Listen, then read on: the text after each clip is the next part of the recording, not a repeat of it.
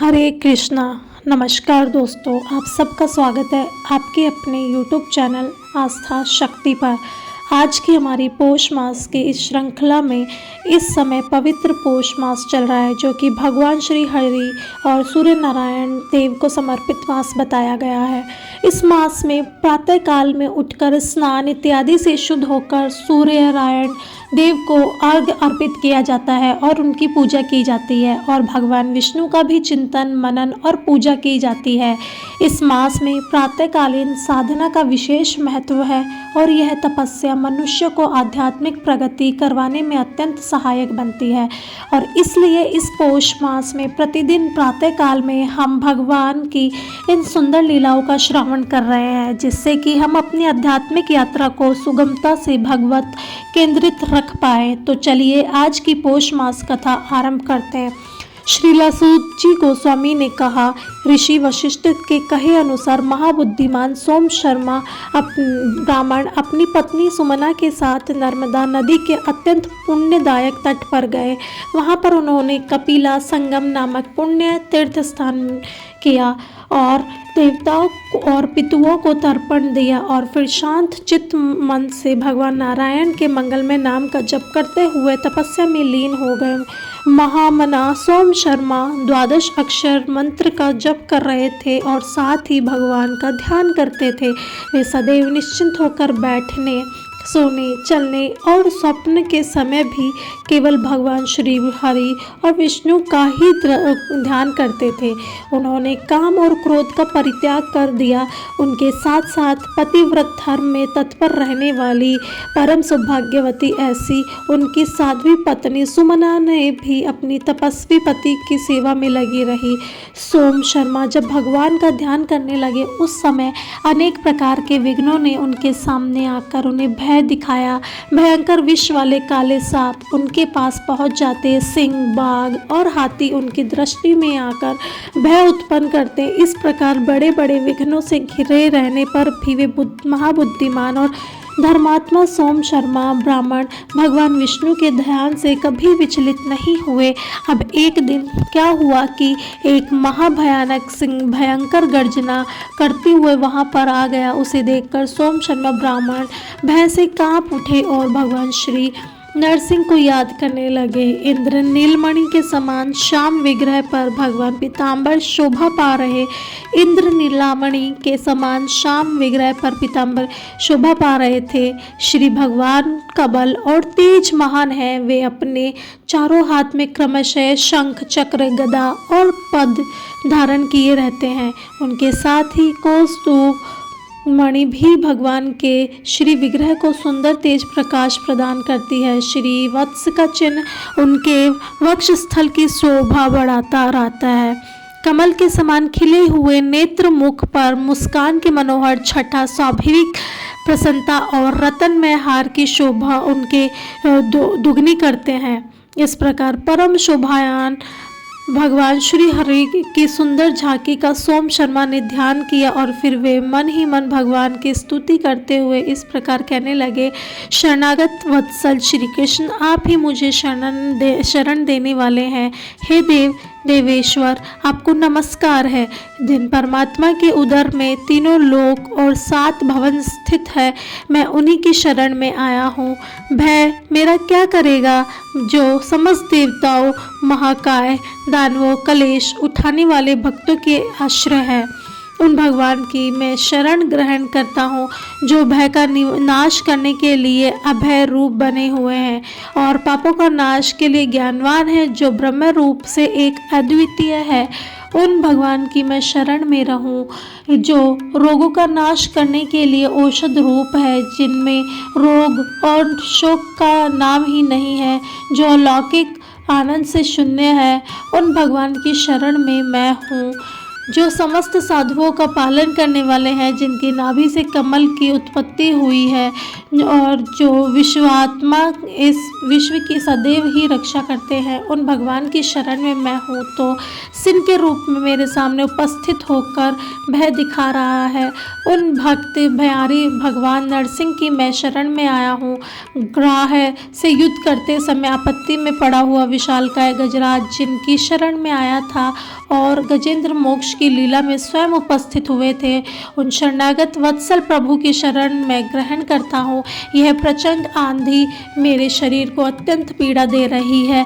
मैं इसे भी भगवान का ही स्वरूप मानकर इसकी शरण में हूँ। अतः हे भगवान वायु, मुझे सदैव आश्रय प्रदान करें।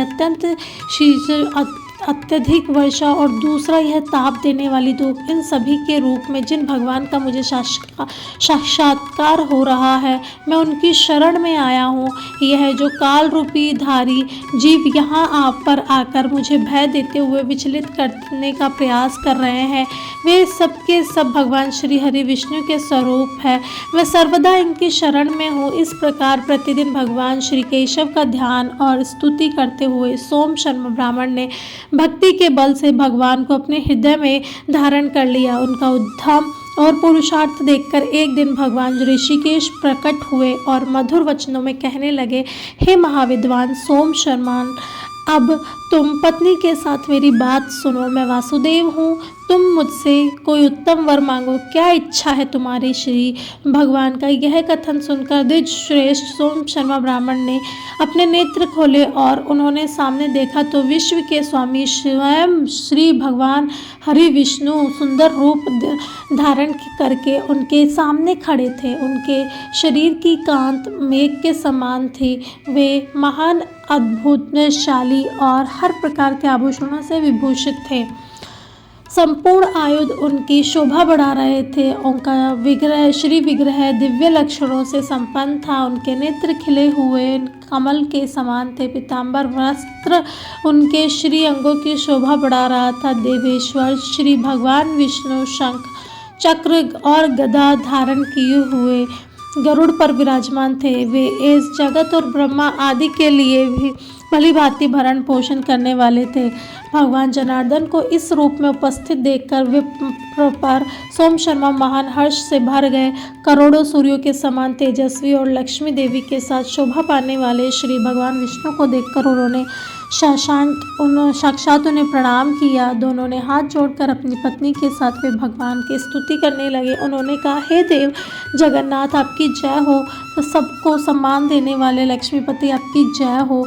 हे योगियों के स्वामी योगेंद्र, आपकी जय हो। हे यज्ञ के स्वामी हरे, आपकी जय हो। हे शिव रूपी यज्ञ विध्वंस सनातन और व्यापक परमेश्वर, आपकी जय हो। हे यज्ञ व्यापी परमेश्वर, आप प्रज्ञा स्वरूप है, आपकी जय हो। प्राण देने वाले या प्राण प्रदान करने वाले प्रभु, आपकी जय हो। पुण्य पालक हरे, आपकी जय हो। आप ज्ञान गम्य है। हे कमल लोचन, आपकी नाभि से कमल का प्रादुर्भाव हुआ था, अतः पादनाथ नाम से भी प्रसिद्ध आपको प्रणाम है। हे गोविंद, हे गोपाल, हे शंख धारण करने वाले निर्मल स्वरूप परमात्मा, चक्र धारण करने वाले अव्यक्त रूप परमेश्वर, व्यक्त रूपधारी, आपको नमस्कार है, आपकी जय हो। आपके अंग पराक्रम से शोभा पा रहे हैं। हे विक्रम नायक, आपकी जय हो। विद्या से विलसित रूप वाले देवेश्वर, आपकी जय हो। सुवर्ण आपका तेज है, आप विजय वीर है, आप अत्यंत तेज स्वरूप और सर्व तेजों में है। आप दैत्य तेज के विनाशक और पाप में तेज का अपहरण करने वाले हैं। आप गायों और ब्राह्मणों का हित करने से साधना करने वाले हैं।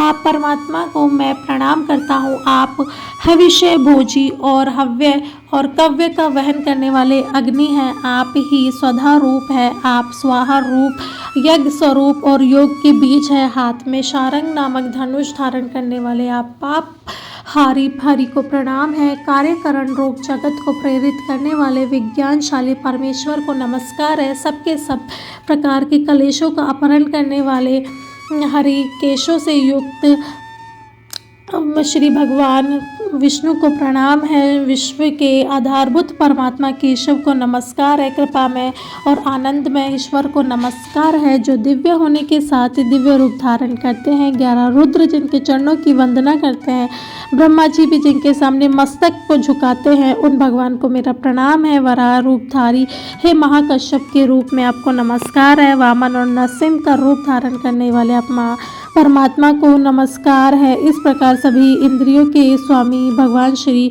जनार्दन का स्तवन करके सोम शर्मा ब्राह्मण ने कहा, हे प्रभु जी, आपके पावन गुणों की सीमा को कोई नहीं जानता। रुद्र और इंद्र भी आपकी स्तुति करने में असमर्थ है, फिर दूसरा कौन आपके गुणों का वर्णन कर सकता है। मुझे भी बुद्धि ही कौन सी है मैं आपकी स्तुति कर सकूं। मैंने अपनी छोटी सी बुद्धि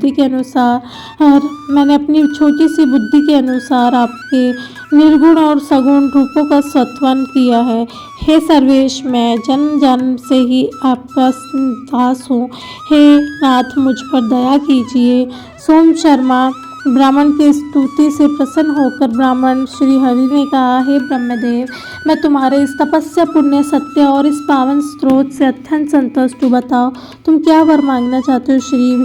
भगवान श्री हरि विष्णु को यह कहे जाने पर सोम शर्मा ने एक विशेष वरदान की याचना की, और वह वरदान क्या था यह हम जानेंगे हमारे पौष मास की कथा श्रृंखला की अगली कड़ी में। इसे याद से सुनने के लिए आप हमारे चैनल को सब्सक्राइब करें, शेयर करें और लाइक करें। आपका एक सब्सक्राइब और एक लाइक हमारे मनोबल को बढ़ाता है और हम उससे प्रेरित होकर और कथा सुनाते हैं। तो चलिए, ज़रूर लाइक कीजिएगा, ज़रूर सब्सक्राइब कीजिएगा। धन्यवाद।